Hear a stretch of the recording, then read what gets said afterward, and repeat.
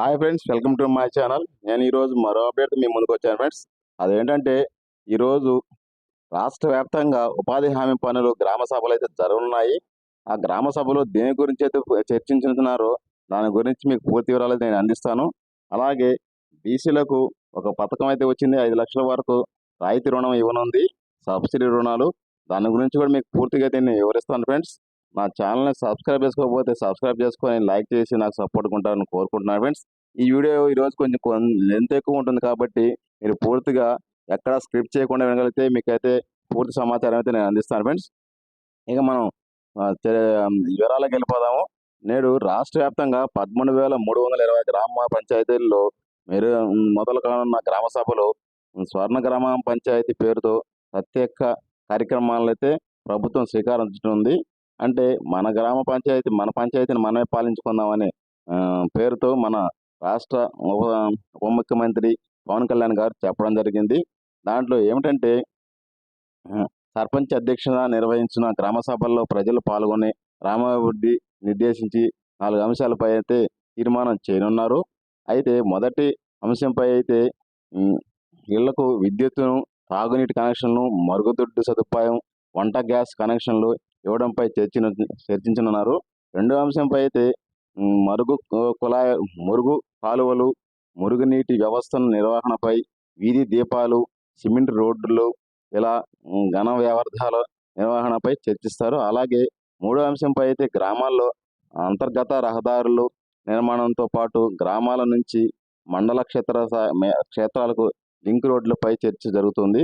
నాలుగో అంశం అయితే ఇంకుడు గుంతలు, పంట కాలువ నిర్మాణం, ఉద్యాన పంటలు, పరిశ్రమల అభివృద్ధి సదుపాయాలు కల్పన, పశువుల పెంపకాలపై చర్చించినారు. అయితే ఇవంటే మనం ఈ 4 గురించి తెలుసుకుందాం. మరుగుదొడ్లు, విద్యుత్, కుళాయిలు, వంట గ్యాస్ కనెక్షన్ గురించి, పేదలకు ఎలా ఇవ్వాలనే దాని గురించి పేదలను అడిగి గ్రామ సభలో తెలుసుకోనున్నారు. అలాగే మురుగునీరు, ఘన వ్యర్థాలు నివారణ, వీధి దీపాలు, సిమెంటు రహదారులు ఎక్కడ ఏ గ్రామాల్లో చేయాల్సి ఉంది అవన్నీ నివేదిక తీసుకున్నారు ఈ గ్రామ సభల్లో. వీటిపైన కూడా మనకైతే ఈ త్వరలో ఎక్కడెక్కడ పంచాయతీల్లో పనులు లేవు అక్కడ వాళ్ళకి నిధులు కేటాయించి ఆ పనులు చేయనున్నారు ఈ గ్రామ సభల ద్వారా తెలుసుకొని. అలాగే ఉపాధి హామీ పథకం కింద కూడా ఒక అవగాహన కల్పించాలనేసి చెప్తున్నారు. గ్రామాల్లో అభివృద్ధిలో కీలకంగా మారిన జాతీయ ఉపాధి హామీ పథకం కింద అమలు కానున్న కూటమి ప్రభుత్వం సరికొత్తగా ఒరవడిని అయితే తీసుకురానుందనేసి చెప్తున్నారు. సెప్టెంబరు, మార్చి మధ్య జరిగినటువంటి నెలల కాలంలో చేపట్టబోయే అభివృద్ధి పనులు ప్రణాళికలు తయారు చేయాలనేసి గ్రామ సభల ద్వారా చెప్పనున్నారు. ఉపాధి హామీ పథకంపై అవగాహన కల్పించి ఇందులో అందరూ ఎటువంటి పనులు చేసుకోవచ్చు, దీనివల్ల ఉపయోగం ఏంటని కూడా చెప్పనున్నారు. ఇది ఈరోజు గ్రామ సభల్లో అందరికీ చేయాల్సిన పనులు అయితే దాని గురించి నిర్దేశిస్తారు.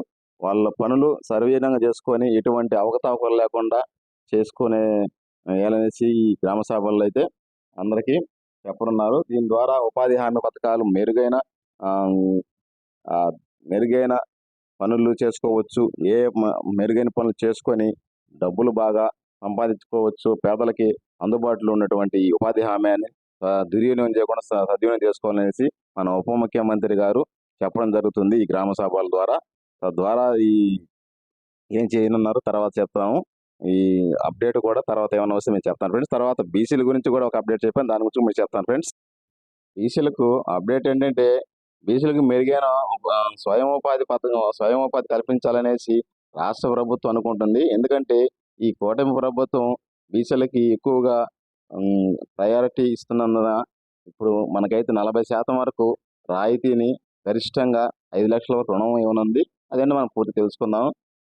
సపోజ్ 10% లబ్ధిదారుని వాటా, 50% బ్యాంకు రుణం ఇవ్వనుంది. ఈ 3 స్లాట్లలో అందించేలా బీసీ సంక్షేమ శాఖ ప్రతిపాదన అయితే సిద్ధం చేసింది. అదేంటో మనం పూర్తిగా తెలుసుకుందాం ఫ్రెండ్స్. గత ప్రభుత్వం బీసీ కార్పొరేషన్ని వైకాపా ప్రభుత్వం నిర్వీర్యం చేసిన బీసీ కార్పొరేషన్కు ఎన్డీఏ ప్రభుత్వంలో మళ్ళీ జవసత్వం రావాలని కోరుకుంటున్నారు. వైకాపా ప్రభుత్వం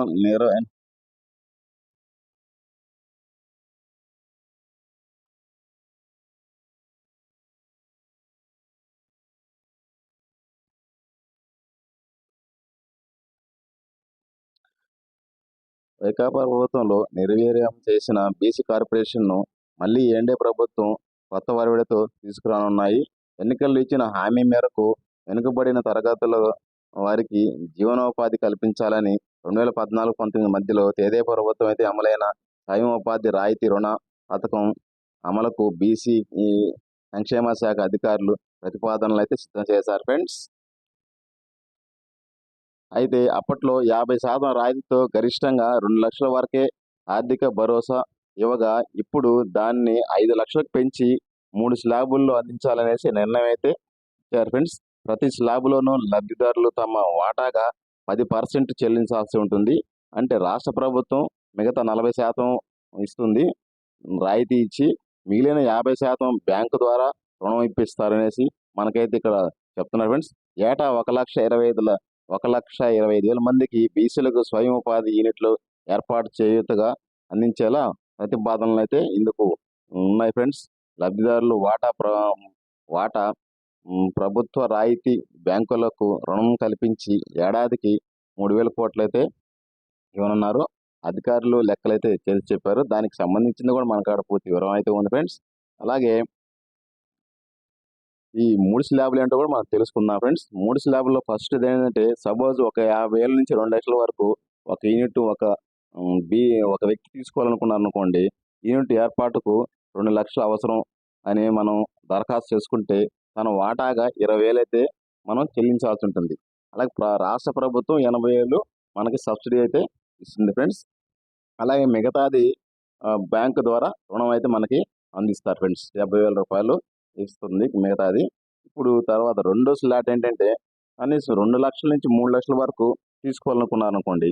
యూనిట్ ఏర్పాటుకు అయితే 3 లక్షలు మనం ఆన్లైన్లో దాన్ని అప్లై చేసుకోవాల్సి ఉంటుంది. 1,20,000 రూపాయలు రాయితీ అయితే మనకి ప్రభుత్వం ఇస్తుంది. మిగతాది 1,50,000 వరకు బ్యాంకు రుణం ఇస్తుంది. అలాగే 30,000 వరకు మాత్రం మనం కట్టాల్సి ఉంటుంది.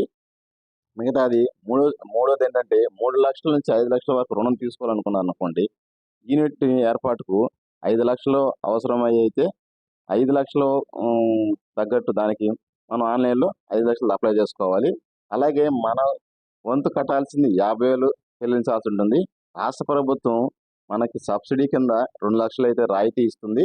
బ్యాంకు నుంచి మిగతా 2,50,000 వరకు మనకైతే రుణం ఇప్పిస్తారు. ఇది ఏడాదికి 20,000 మందికి ఇవ్వాలని అనుకుంటున్నారు.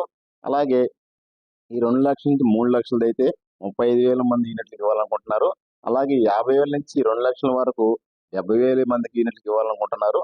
ఇవి బీసీలకు మెరుగైన స్వయం ఉపాధి పథకం కింద ఈ రుణం ఇప్పించి వాళ్ళకి వృత్తుల్ని వదిలేయకుండా చేసుకునే స్వయం పథకం కింద మెరుగైన పద్ధతిలో రావాలనేసి, ఈ పేదరికాన్ని నుంచి మెరుగైన వరకు రావాలని, బాగా పైకి రావాలనే ఉద్దేశంతో ఈ స్వయం ఉపాధి పథకం కింద రుణం అయితే ఇవ్వడం జరుగుతుంది.